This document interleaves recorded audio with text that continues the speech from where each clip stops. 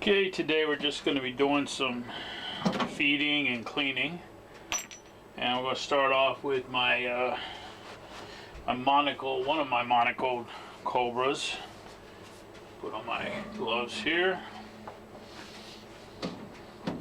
Just get the critter tank lid open. I love critter tank lids.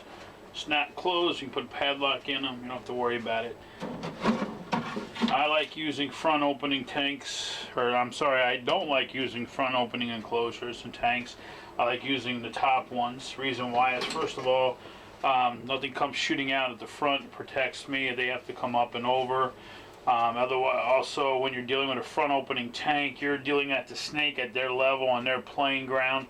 When you're dealing with a snake from the top, okay, I'm making them feel a little more unsecure. I'm dealing with them on my playing ground. So we're going to take out the hide,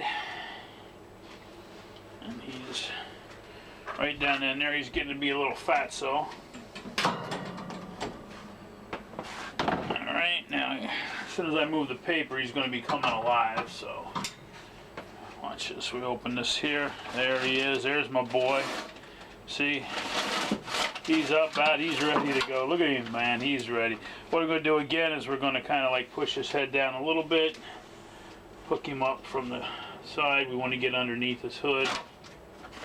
We're doing right here. Bring him up. Nice. We get a nice shot here of his hooding up there. There we go. And we're going to move him over here, put him down into the holding container. Clean out his enclosure. Okay, now we're going to throw him back into his enclosure after I cleaned it up. Didn't really think you guys wanted to watch me do that, but the next one on my black and white spitter there, I'm going to let you watch me clean the enclosure. See what I do now again, I always take the lid off, move it toward me like a shield. As you saw, he come flying up there. Was able to push him right back down. Use the lid as a shield here, keep him down. Get my stick up, he's raring to go. Alright. And what we're going to do is I'm going to hook him again to let him come up. There he goes. And grab him under his hood. Grab the rest of him and move him over into his tank here.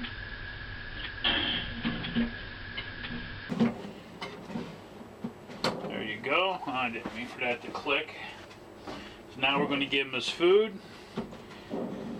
Believe it or not, you look at the size of him, he's getting kind of huge. I had him since he was a little guy, but he only eats one mouse every 2 weeks.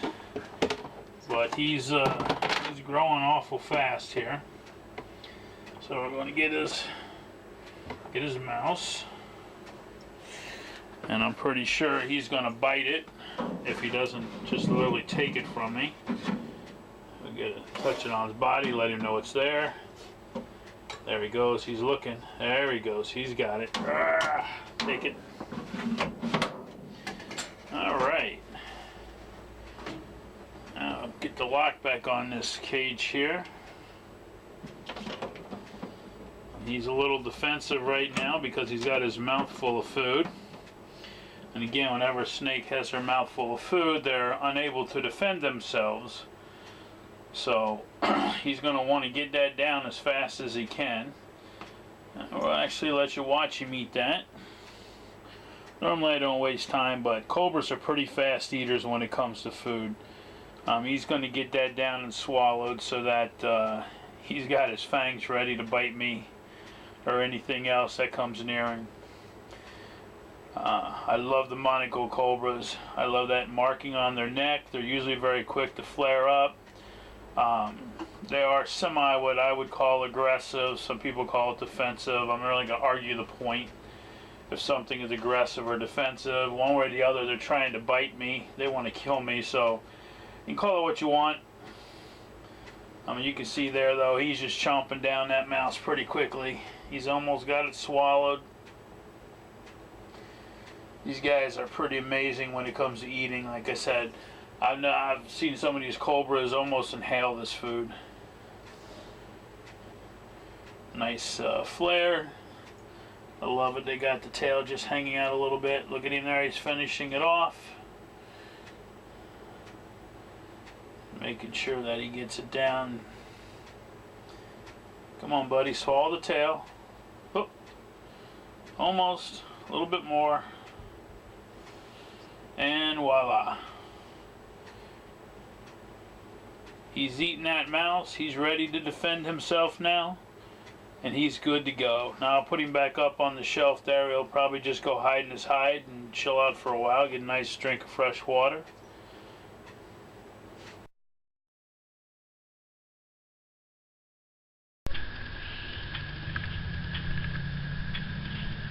Alright, now I got my black and white spitter here.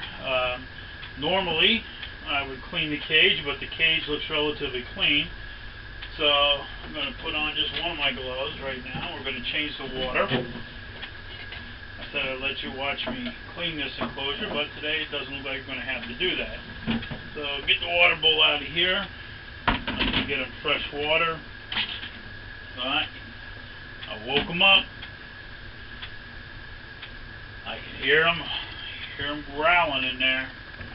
I don't know with cobras if it's more of a hiss or a growl, but I can hear him in there. He's making some noise. So what we're going to do is I like to clean the bowl out real good. I use alcohol, rubbing alcohol. It evaporates 100%. Well, I guess we are going to clean it out. I see in the corner there he went to the bathroom, so you are going to get to see me take him out of here and clean the cage. Let me take a second here. So now we're going to put on both gloves because he's got to come out of there. When he comes out of there, I want to have both hands and arms protected. I'll take the lid off.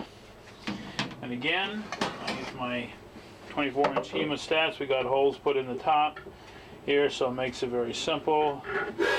Oh, there he goes. He knows we're coming. And there he is. Huffing and puffing. Look at him go. Yeah, there we are. Now, I don't like to deal with him as far up. He already spit at us. I don't know if you can see it here. We have venom on the glass, so he's looking to spit. Again, the same style here, though. We're going to try to push his head toward the bottom. We're going to grab him behind his hood.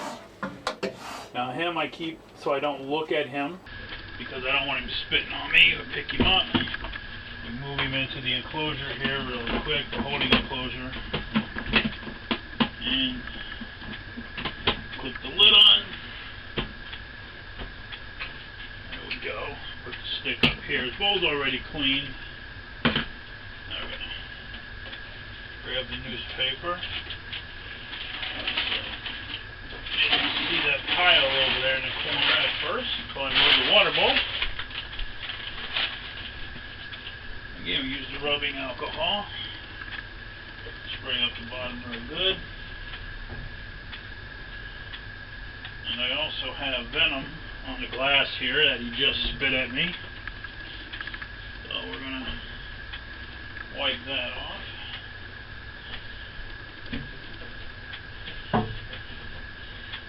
So I like to kind of keep in mind when I'm wiping off fresh venom off the glass that I don't have any cuts or sores openly on my hand that the venom can be enter my system with. Let me grab some newspaper here. They really don't want to get envenomated through a wound that I have. That would be kind of embarrassing. If you're going to be envenomated, at least have the coolness factor of actually being bit by the snake and not something stupid like cleaning the tank. At least that's how I look at it. I don't want my story of a spitting cobra and I never say that word, and envenomation to be from wiping a piece of glass off that had venom he spit on it from. You know, if I have a cool story, I want to do at least bite me. I take my water and I wet down the paper. Now, again, if you watch my videos, you know why I do this. I do this for a couple reasons. Number one, I do it because it helps keep the paper down. And number two, I do it because it helps with a little moisture in the tank. The snakes, they'll be laying on this until it dries. And with the open type of tanks like this, it doesn't take long for the water to evaporate out. And this guy, he's ready to get fed today. So I'm going to put his hide back in there. Give him fresh water. Now these guys, I fill their water bowl way up to the top. Like again, I don't care if I spill some into there, it will dry up. The humidity doesn't hurt. Now we're going to take Mr. Spitter here and transfer him from here to here. Again, like I said, I try to keep things quick, simple, and as I say in my videos, keeping it real. Open the foot up toward me, get this hand up as a shield if I need it to be. Okay, he's right here. Just want to hook him toward the front of his body. Reach down and get him here. Not cooperating too much today. He wants to come this way, and I want him to go that way, which is not always the thing. There we go. There we go. He's going to move forward. I'm going to grab the front part of his body here. And we're just going to let him climb right back down into his tank. There we go. Beautiful. Beautiful. You saw how he cooperated with me? Not really. He's being a butthead today. Now he's up huffing and puffing. Now he's mad at me, so now we're going to get him his mouse. Here. And offer him his mouse. Right there, buddy. Oh, yeah. Oh, see, he's a biter. He's a biter, and he will eat it later. He's definitely a lot more defensive. He wants to make sure that I'm well out of his area there. I'm not going to attack him while he's eating. So he takes the opportunity to bite the mouse, to kill it, and he'll go back later to eat it once I put him up on the shelf there.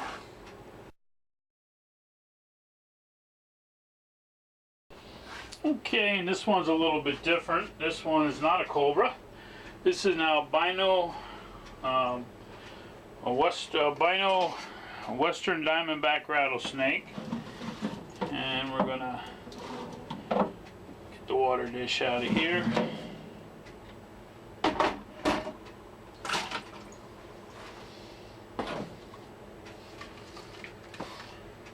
clean up the water bowl.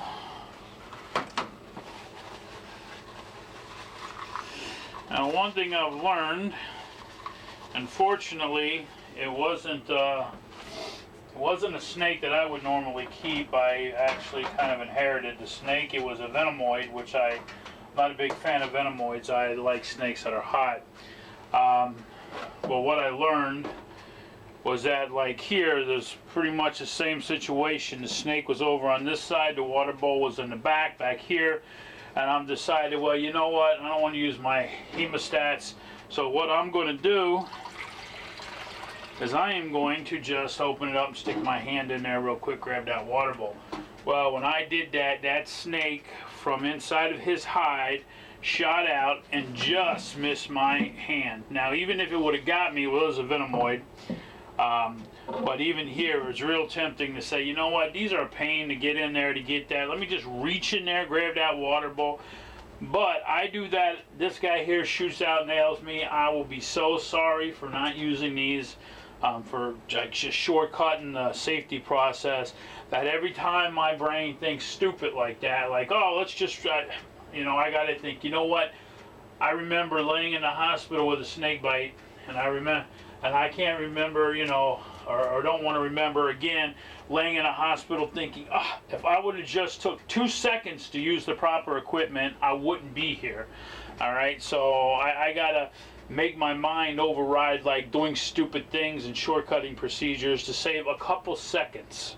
So let me grab here this last mouse we got here today, and we'll see if this guy will grab it from inside of his hide. He's right there. He's smelling it. Is he going to grab it? Oh, there he goes. Wow. See? Now, if that was my hand, that would not be a good scenario. So we'll set that right down there. He successfully bit it and injected venom into it, and he's ready to eat it. And he'll wait till I put him back on the shelf to eat it as well.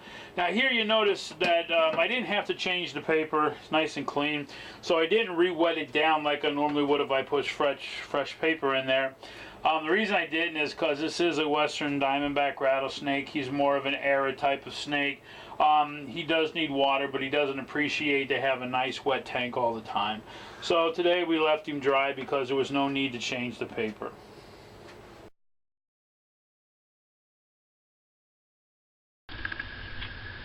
Okay, now I got a timber rattlesnake here, and it's definitely a female. Had babies this year, crossed between a timber and a canebrake. They were accidental breeding, but it happens. What we're going to do now is we need to clean the cage, so I'm going to take her out of here.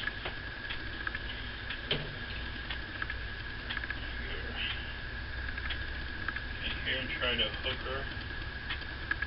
Now again, if you hook a rattlesnake with 2 coils like that, you can actually pick them up and they'll stay on the hook. I'll slide her back in here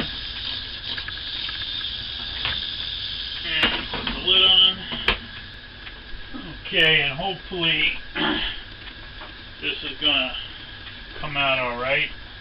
Actually, I don't have nobody to hold my cameras for me and stuff when I do this, so I gotta rely on 2 different cameras. One high definition one and one that's not. That's why you'll see the difference in some of the shots here. But what I'm going to do now is I'm going to tube feed for you this timber rattlesnake, and the way I do that is I will grab the snake here and I will try to get the front part of the snake's body. Just like that. And then I'll move a little forward here, a little more forward, till I get up right by the head. Get rid of this glove. Oh, see the mouth open? Not very happy. Now, if I were to simply be holding that in my hand, I might get my finger bit. But because I keep the glove on, that's not going to happen. Now this tube I've chosen is actually a little too big, so what I'm going to do is I already got them tubed. I'm going to move over here, grab all my tubes, and one-handedly, should get kind of good at this after a while, go to the next smaller size. That's actually the next bigger size, or the next smaller size, which is this one. And all I got to do is simply slide it inside here. The snake will automatically be located into the smaller tube, like that. Come forward, and we get the snake right here. Now he's in the proper size tube. I'm going to move him forward. His head's right up by the end. Alright, now we're going to take him over here, take her over here. Now she's a mama, and she doesn't want to eat very well after. So what we do is we're going to tube feed her, and this is my tube feeding. I simply will maneuver the tube here until I get it into her mouth.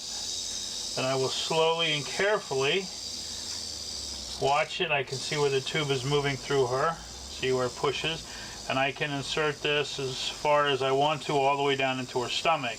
Now I'll let her back up until I feel the edge of the tube in my hand here, which is down here, and then I will take it and I will start to feed her. She's going to get 60, well actually about 55 cc's of food that I'm putting down into her right now. And I've done this method. I've been doing this now for approximately 20-25 years. I've been working on this method and tested it out, and it works very well. I got the idea from the gentleman, I don't know if I'm going to pronounce his last name right, William Hask, who started the Miami Serpentarium. This is what he does after he milks venom the snakes. This is how he feeds them. So I have mastered this down, and now I push the food down into her stomach, and I would just simply take her and put her back into her enclosure.